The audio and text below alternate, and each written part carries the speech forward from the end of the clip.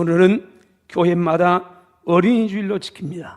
어린이 주일로 지키면서 자녀를 하나님께서 주신 그 자녀임을 알고 하나님의 은혜를 기억하면서 감사하며 행복하게 살라는 의미라고 생각합니다. 우리가 어린이라 그래요. 이 어린이란 단어는 최초에 방정환 선생님이 어린이날을 제정하면서 썼다고 합니다. 어린이라는 말은 어리신 분, 아주 존칭어입니다. 우리 어르신, 어른 이렇게 구분합니다. 어른, 우리는 어른을 어른이라고 그래요. 그러나 그 존경어는 어르신 그래요.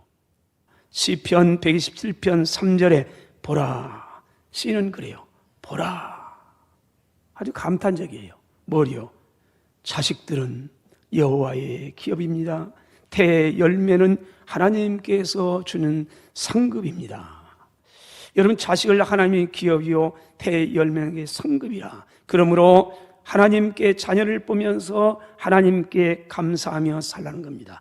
영적인 자녀이든 육신의 자녀이든 모든 자녀는 하나님께서 우리를 사랑하셔서 상급으로 기업으로 축복으로 허락하신 하나님의 자녀, 내 자녀이기 전에 하나님의 자녀란 겁니다. 왜 그럴까요? 이유는 간단합니다. 자녀는 내 마음대로 낳고 싶다고 해서 나는 게 아니에요. 성경에 이 믿음의 조상 아브라함은요 나이가 75세 때입니다. 하나님이 그를 부르셨습니다. 그리고 부르실 때 믿음으로 아멘하고 순종해서 고향과 친척과 아버지 집을 단호하게 떠납니다. 하나님을 따라 나섭니다. 하나님께 이걸 보시고 굉장히 기뻐하셨습니다. 그리고 아브라함에게 3가지의 축복을 약속합니다. 첫째가 내가 땅을 주마. 그걸 땅을 주마. 지금까지 나그네예요. 쫙 갈대아우리 살고 나그네 따라와요. 근데 하나님이 땅을 준다는 거예요. 거절 땅을 주마. 2번째 축복이 너는 복이 될 것이라. 이건 복땡이래요. 어떤 사람은 복땡이가 있어요. 근데 어떤 사람은 화땡이도 있어요. 땡이는 땡인데 달라요. 복 있는 사람이 있지만 이제 가기만 하면 뭔가 사람 살만만 나눠요. 근데 이 어떤 사람은 화땡이가 있어요. 가기만 하면 쌀을 흘려가요. 여러분, 천자입니까? 혼자입니까? 나는 과연 복을 끼친 복의 사람인가? 내 가정에 나는 복을 가지고 온 사람인가? 내 공동체에 복을 가지고 있는 축복의 통로가 되는가? 3번째예요. 약속입니다. 큰 민족을 이루게 하마. 후손에 대한 약속이에요. 지금 75세요. 이때까지 아브라함에게는 자녀가 없었습니다. 그런데 하나님께서 75세 때 약속을 해서 자녀를 주마. 그리고 세월이 많이 흘러갑니다. 24년이 흘러가요. 근데 자녀가 요원해요. 나이는 먹어요. 절망적이에요. 그때 하나님께서 찾아오십니다. 그리고 아들을 주겠다고 또 약속합니다. 창세기 18장 11절 14절 아브람과 사라는 나이가 많아 늙었고 사라에게는 여성의 생리가 끊어졌는지라. 하나님께서 아들을 준다고 해서 사라가 말합니다. 속으로 웃고. 왜 웃었느냐? 이르되 내가 노쇠했고 내 주인도 늙었는데 내게 무슨 자녀로 말미암은 즐거움이 있겠느냐? 속으로 웃어도 하나님이 듣습니다. 여호와께서 들으셨습니다. 아브라함에게 말합니다. 사라가 왜 웃느냐? 그리고 왜 내가 늙었는데 어떻게 아들 낳겠느냐고 그렇게 불평하느냐? 여호와께 능하지 못한 일이 있겠느냐? 기한이 이를 때에는 내가 네게로 돌아올 것이니까 그때 사라에게 아들이 있으리라. 무슨 말씀입니까? 자녀는 내 마음대로 내가 낳는 나의 소유물이 아니라는 겁니다. 하나님께서 주시는 선물이요 기업이요 상급이라는 겁니다. 그분이 주시면 받을 수 있고요 주지 않으면 받을 수 없다는 겁니다. 여러분, 이 진리를 아는 사람은 우리의 자녀를 보면서 행복해요. 우리 자녀를 보면서 한 걸음 떠나가요. 하나님에 대한 은혜를 기억하면서 자녀를 보면서 감사하는 거예요. 그래서 어린이집이 되면 내 자녀 때문에 하나님의 은혜를 기억해요. 그러면서 하나님의 은혜를 감사하고 한 달을 시작하게 되는 겁니다. 둘째로, 자녀는 부모에게서 보배요 기쁨이요 미래의 소망입니다. 옛말에 집안이 잘 되려면 3가지의 소리가 들려야 한답니다. 집안에서는요, 첫째는 일하는 소리가 들려야 돼요. 쭉 오면은 그 가정 세워가는 가정이 아니고 망해가는 가정이에요. 일하는 소리가 열심히 사세요. 이러세요. 집에서는 일하는 소리가 들려야 모두가 다 같이 땅불나게 일해야 해요. 막 이래. 그래야 그 가정이 미래가 있어요. 두 번째는요, 책 읽는 소리가 들려야 한답니다. 여러분, 그게 미래예요. 그래서 교육은 100년 대계라 그래요. 그래서 우리의 자녀들 어째요? 우리들은 참 우리의 부모 세대는 그랬어요. 우리는 못 배우고 우리는 못 먹고 못 살았으니까 이 내 자손들만에게는 절대 이거 안 물려준다고. 내가 못 배워서 무식해서 나라도 빼앗겨 버리고 이렇게 가난하게 살고, 그래서 내 자녀들만은 그러지 않으려고 나 찬물 마셔가면서요, 샛별보기 운동하면서 자녀들만을 보냈습니다. 앞에 있는 그렇게 어떻게 읽었던 문전옥답인데 그거 팔아가지고 서울로 유학 보내면서 너는 안 해야 한다, 너는 공부해야. 그게 우리였어. 우리의 부모 세대예요. 그래서 지금은 어때요? 세계 제일 합니다. 교육 수준이 높기가. 그게 우리의 부모 세대가 흘린 땀과 수고예요. 그 희생이 있었어요. 세 번째, 아이들의 소리가 들려야 한답니다. 가정에 아이들의 웃음소리가 들리지 않고요, 또 울음소리가 들리지 않는 적막함을 여러분 생각해 보셨습니까? 골목마다 놀이터마다 아이들의 웃음소리가 찾아오기 힘든 마을을 여러분 생각해 보셨습니까? 끔찍하지 않습니까? 아이는 가정의 기쁨이요 희망의 새싹이며 생의 보람이고 행복의 원천이라는 지나친 말입니까? 결혼은 두 가지의 목적을 가지고 있답니다. 하나는 부부간의 사랑입니다. 다른 하나는 아이를 낳아 종족을 보존하는 겁니다. 어떤 사람은 아이가 없는 가정이나 마을이나 교회나 사회를 가리켜서 이렇게 비유했습니다. 꽃이 없는 화원과 같다. 여러분, 화원에 꽃이 없으면 화원이 아니죠. 그건 광야죠. 태양이 없는 거리와 같다. 캄캄하다는 건 미래가 없어요. 여러분, 물이 마른 샘과 같다. 여러분, 샘에 물이 마르는데 무슨 샘입니까 그게요? 여러분, 우리의 자녀, 우리의 가정에, 마을에, 교회, 사회, 국가 다 그러지 않습니까? 어린아이는 개인과 가정과 교회와 사회와 국가의 보배이며 기쁨이고 미래인 겁니다. 요즘 왜 그렇게 다음 세대에 대한 얘기를 많이 합니까? 다음 세대가 뭔지도 몰라요. 때로는요, 우리 어떻게 할지는 모르는데 다음 세대는 다 얘기를 해요. 근데 정작 나에게, 다음 세대에게 물려줄 만한 뭐가 있는가? 이 질문을 먼저 우리에게 자신에게 해야 됩니다. 그냥 말로 하는 게 아니고요, 나에게 정말 내 자손이 아빠 물려줄 거 있습니까? 그때 이것만은 너에게 물려주고 싶다. 이게 분명히 있어야지요. 이게 물려줄 게 없다는 거예요. 그래서 어느 분이 그런 얘기 했어요. 우리는 미래 세대 얘기는 많이 하는데 과연 당신에게는 미래 세대에게 물려줄 만한 게 있나요? 그게 자신 있게 대답할 수 있습니까? 우리 부모 세대가요, 나에게는 다른 건 모르지만은 그래 예수 그리스도만은 너에게 물릴 수 있다. 금과 은은 내게 없지만은. 이럴 수 있습니까? 뭐 우리에게 뭔가 있어야 한다는 거죠. 여러분, 왜 우리가 다음 세대를 걱정하느냐? 아이가 없어요. 국가적으로 얼마나 많이 뭘 해요. 뭐 280 몇 조를 투자했답니다. 그래 점점 출생률은 낮아져 가요. 이게 현 상황이에요. 교회도 마찬가지예요. 주일학교가 줄어요. 32년 전 우리 교회 주일학교가 30명이었어요. 근데 지금도 그래요. 여러분, 이게 우리 현실이에요. 다음 세대. 시편 128편 3절로 4절입니다. 내 집 안방에 내 아내는 결실한 포도나무 같고 내 식탁에 둘러앉은 자식들은 어린 감람나무 같으려다. 창세기 21장 다시 봅니다. 아브라함에게 하나님께서 백세가 되는 아브라함의 가정에 이삭을 선물로 기업으로 축복으로 주었습니다. 얼마나 행복하겠어요. 75세 때 약속했는데 24년 지나던 많이 평지풍파가 있어서 아브라함도 사라도 믿음이 왔다 갔다 하고 믿지 못하고 별별 일이 있었어요. 그런데 결국은 약속대로 백세 사라에게 아들을 낳게 주었습니다. 이삭을 선물로 받고 사라가 감격하면서 외칩니다. 6절 사라가 이르되 하나님이 나를 웃게 하시니 듣는 자가 다 나와 함께 웃으로다. 아마 이 보면은 그때까지 아브라함과 사라의 가정에 웃음이 없었던 것 같아요.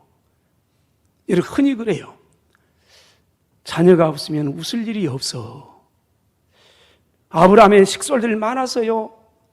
종들도 많고 돈도 많고 양떼소떼 많아서요. 그런데 웃을 일이 없었던 것 같아요. 그러니까 사라가 아들을 낳고 이삭을 낳고 외쳐요. 하나님이 나를 웃게 하셨습니다. 하나님이 나를 웃게 하셨습니다. 그래서 이름을 웃음이라. 이삭이란 말은 웃음이란 뜻이에요.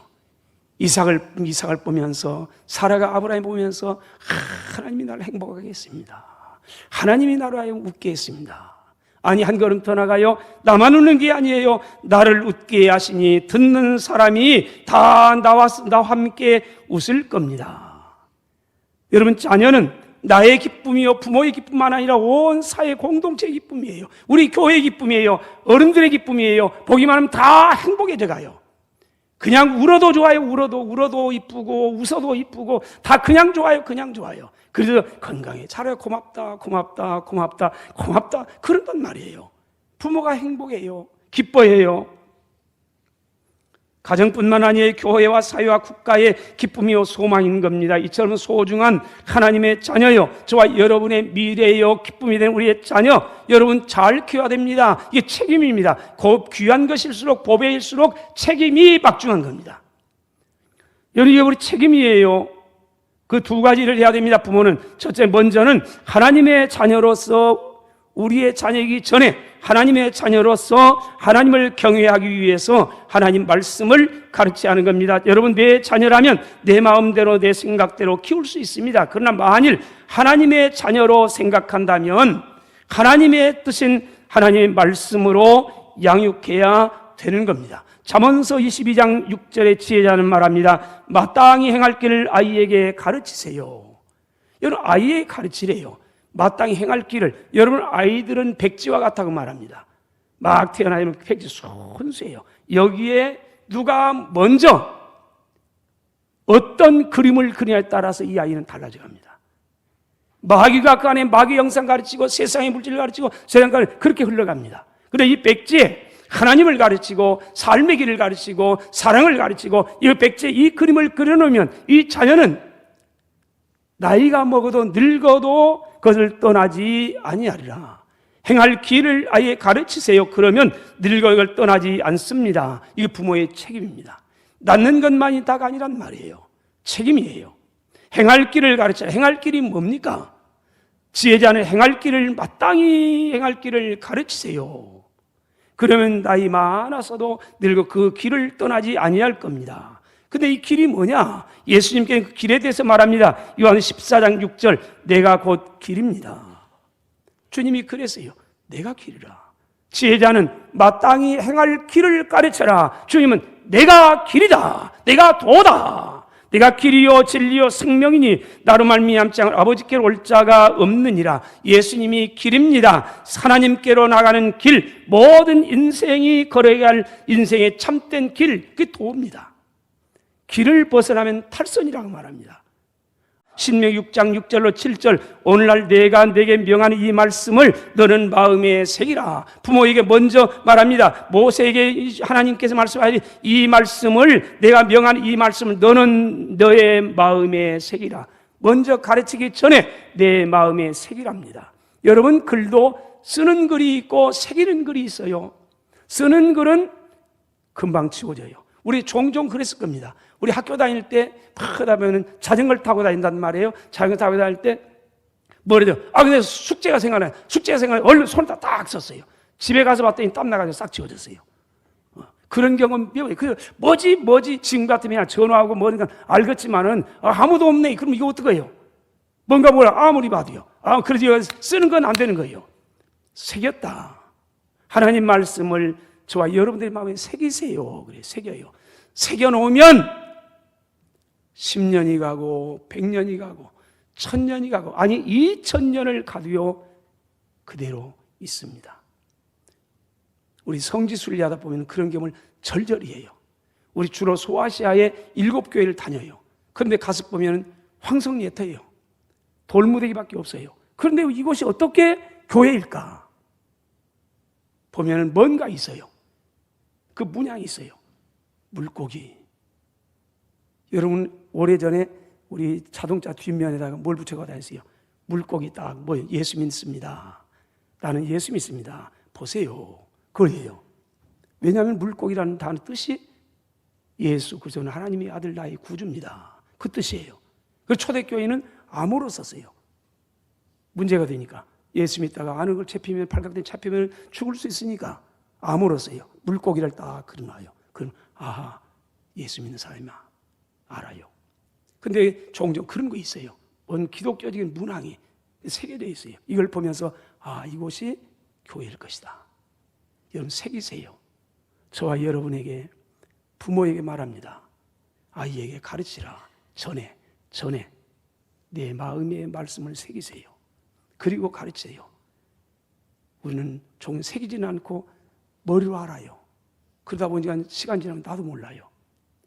입술로는 가르치는데 삶이 오지 않단 말이에요. 새기래요. 신앙생활 위해서 하나님 말씀을 먼저 마음에 새겨 그 다음 뭐예요? 내 자녀에게 부지런히 가르치세요. 집에 앉았을 때든지 길에 다닐 때든지 누워 잠을 잘 때든지 일어날 때든지 이 말씀을 강론하세요. 어느 장로님에게 세 자녀가 있었습니다. 하나같이 신앙생활을 하지 않는 겁니다. 가깝게 지내는 집사님이 조심스럽게 이렇게 물었습니다. 장로님, 자녀들이 신앙생활을 안 하는데 마음이 아프지 않나요? 이거 함부로 물을 수가 없는 거잖아요. 아무리 가까워도. 조심히 물었습니다. 그랬더니 이 장로님 대답이 그러더랍니다. 그거요. 종교는 자유인데요. 자기 인생은 자기가 알아서 하겠죠 뭐. 그러더랍니다. 얼마나 무책임한 부모인지 모릅니다. 하나님께서 우리에게 맡길 때 그렇게 하루 맡긴 게 아니에요. 종교는 자유일 수 있습니다. 그러나 자녀들이 하나님을 경외하고 인생의 바른 길을 가도록 가르치는 일은 부모의 의무요 책임입니다. 열왕기상 2장에 보면 다윗은 마지막 죽음을 앞두고 아들 그때 솔로몬에게 또 가르칩니다. 2절로 3절, 내가 이제 세상 모든 사람이 가는 길로 가게 되었노니 죽음을 앞두고 이 길은 나만이 아니라 모든 선배들이 갔고 또 후배들도 올 것이고 모든 사람이 가는 이 길이다. 죽음은 여리가 없어요. 아무리 예수님이 다윗 같은 성군도 가요. 아브라함도 갔어요. 철새가인도 다 갔어요. 알렉산더 대왕도 갔어요. 저와 여러분도 가고 있어요. 다윗이 말합니다. 내가 이제 세상 모든 사람들이 가는 길로 가게 되었노니, 그러면 유언적인 말을 합니다. 너는 힘써 대장부가 되고 내 하나님 여호와의 명령을 지켜서 그 길로 행하고 그 법률과 계명과 율례와 증거를 모세 율법에 기록된 대로 지키라. 그리하면 내가 뭘 하든지 간에 어디로 가든지 간에 형통하게 될 것이라. 여러분, 마지막까지 다윗이 붙잡았던 게 하나님 말씀이에요. 그래서 그 말씀을 솔로몬에게 주고 합니다. 이게 부모예요. 다음으로 우리의 자녀들이 하나님의 자녀로서 잘 자라도록 위해서 기도해야 됩니다. 가르치는 것만으로는 부족합니다. 세상이 험합니다. 잘 가르쳐야죠. 맞아요. 그러나 그걸로는 부족해요. 하나님의 은혜가 없이는 아무것도 할 수 없어요. 우리의 자녀들 요새는 유치원을 3살이면 간답니다. 그때부터 가기 시작해요. 그러면 그때 유치원 끝나면 초등학교 가고 중학교 가고 고등학교 가고 대학 가고 그 다음에 직장 가고 이미 3살 먹이면 부모 떠나가요. 어떻게 지킬 겁니까 여러분이? 우리가 못 지켜요. 맡기하여 그분에게요. 그래서 우리 기도하는 거 아니에요? 자녀를 품고요. 예수님께서는 십자가를 지고 골고다 언덕을 올라가시면서 자기를 따르며 슬퍼하고 있는 성도를 향해서 나를 울지 말고 나를 열지 말고 너희 자녀를 위하여 울라. 부모에게 마지막 유언입니다. 빌리 선데이라는 목사님은 이런 말 했습니다. 어떤 마귀도 기도하는 어머니가 있는 자녀는 결코 빼앗아갈 수 없다. 저와 여러분이 기도하는 부모 되면요, 우리 자녀의 안전보장이래요. 어떤 분은 자녀들을 위한 기도의 눈물 한 방울은 원자폭탄보다도 강하다. 원자폭탄은 세상을 포괄할 수 있지만 사람은 변화시킬 수 없어요. 그런데 우리의 기도는요, 우리의 눈물의 기도는 우리의 자녀들의 사람을 변화시켜요. 세상에 가장 강한 게 뭐예요? 우리의 마음입니다. 인간의 마음. 근데 이 인간의 마음을 변화시킬 수 있어요. 그 뭐예요? 하나님이요. 그래서 성령이 너에게 마시면 너희가 권능을 받고, 성령 받으면 하나님이 오시면 권능을 받답니다. 그 권능이 뭐냐? 두나미스라는 단어예요. 나와요. 근데 이 두나미스라는 단어에서 영어로 다이너마이트가 나왔어요. 지금은 다이너마이트가 그렇게 필요치 않을 것 같아요. 잘 거리가 멀어요. 예전에는 다이너마이트가 얼마나 유용했느냐. 저희 초등학교 다닐 때, 중학교 때입니까? 한 이 정도 됐는데 저희 앞산 거기에 고개가 있어요. 밤새예요.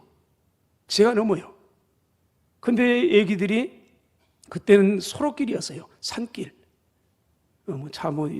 그런데 이 겨울방학이 돼가지고 순창에서 고등학교를 다니다가 아마 제 기억에는 4명인가 된다고 생각하는데 오다가 그 눈이 많아가지고 그 고개에서 헤매다가 3명이 죽었어요. 얼어 죽었어요. 대서특필 됐어요. 눈이 그때는 많이 왔으니까요. 그 이후에 정부에서 안 된다 여기. 그저 길을 내게 했어요. 근데 길을 냈어요. 예산해가지고 길을 냈는데 그 밤새 길을 냈는데 길을 장장 1년 했어요. 1년이죠. 학교 갔다 오면 그래 방 꼭대기에서 방송해요. 오지 마세요. 오지 마세요. 빨간 깃발 흔들면서요. 뭐 하려고요? 컴프레셔 갔다가 바위돌 바위를 뚫어요. 바위돌 거기다가 다이너마이트 딱 집어넣고 불 붙이면서 오지 말래. 모든 걸 다 통제해요. 방송까지 하면서요. 그 다음에 또 보면요. 그저 펑, 펑, 펑. 1년 동안 바위돌을 다 깨뜨렸어요. 다이너마이트예요. 근데 다이너마이트라는 단어가 두나미스라는 말이에요. 두나미스라는 말이 권능이에요. 성령이 임하면 권능을 받습니다. 능력이 임합니다. 하나님이 오시면 사람이 변화됩니다. 금강석보다 단단한 우리 인간의 마음도 도덕 가지고 윤리 가지고 교육 가지고 그 어떤 것도 변화시킬 수 없는 그 인간 단단한 마음을 성령이 마시면 하나님이 오시면 그분이 역사하면 완전히 쪼갠다는 거예요. 이 권능이에요. 권능이요. 저와 여러분의 기도의 능력이라는 겁니다. 부모의 눈물 한 방울 통곡의 소리는요, 그 어떤 마귀도 우리 자녀를 빼앗아갈 수가 없다는 겁니다. 어느 날 성전에서 통곡하는 소리가 들렸습니다. 많이 운 겁니다. 나는 그러니까 갑자기 놀랐습니다. 오늘로 말하면 목사예요. 당시에는 감독이었어요.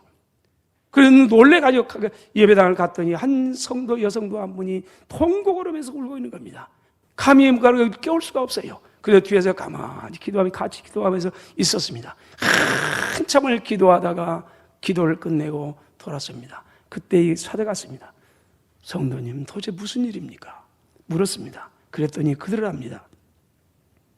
감독님, 내 아들 유학 보낸 내 아들이 이단에 빠졌습니다. 만이교에 빠졌습니다. 그리고 바람 피워가지고 사생활 나왔습니다. 나이가 17살밖에 안 됩니다. 나는 어쩌면 좋습니까? 그때 유명한 말을 했습니다. 이 감독이요. 기도하는 어머니가 있는 자녀는 결코 망하지 않습니다. 많은 시간이 지났습니다. 그 시간이 지날 때까지 어머니는 얼마나 많은 눈물을 쏟아지 모릅니다. 그 눈물을 흘리며 기도했던 그 여인, 그분은 이름이 모니카입니다. 그리고 기도하는 어머니가 있는 자녀는 결코 망하지 않습니다. 했던 감독은 안부러시 웃습니다. 이단에 빠졌던 아들은 회개하고 돌아옵니다. 기독교 역사에 가장 빛나는 성자가 되었습니다. 그 사람이 바로 성 어거스틴입니다. 너희 자녀를 위하여 울라. 주님 오늘 여전히 저와 여러분에게 이 말씀을 합니다.